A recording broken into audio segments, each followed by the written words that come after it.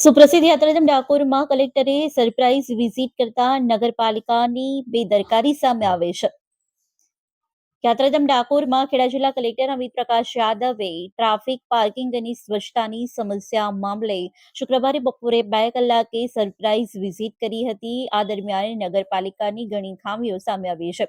ગોમતી ઘાટે કલેક્ટરે મુલાકાત લેતા સ્વચ્છતાનો અભાવ જોઈ અને લાલગુમ થયા હતા. જાહેર શૌચાલય વોકવેમાં સ્વચ્છતા અંગે કલેક્ટરે વિઝિટ કરી હતી અને ડાકોર નગરપાલિકાના ચીફ ઓફિસર સંજય પટેલને કલેક્ટરે સ્વચ્છતા અને જેમ તેમ ટ્રાફિકના કારણે આડે હાથ લીધા હતા.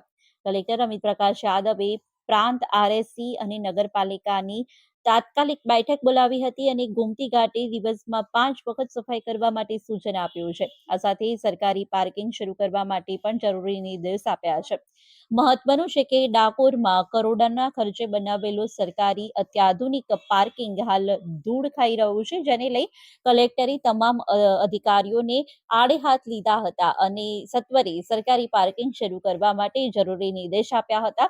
આ ઉપરાંત તેઓએ જણાવ્યું હતું કે ઘરના ડ્રોઈંગ રૂમ જેટલો જ ગોમતી ઘાટ જે છે તે સાફ હોવો જોઈએ. ગોમતી એ મંદિરનો જ એક ભાગ છે.